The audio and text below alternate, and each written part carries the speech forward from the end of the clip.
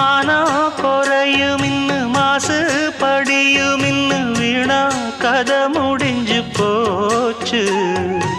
ஈசான மூலையில லேசான பள்ளி சத்தம் மாமன் பேர சொல்லி பேசுது. ஆறாத சோகந்தன்ன தீராம சேர்த்து வச்சு ஊரும் சேர்ந்து என்ன ஏசுது.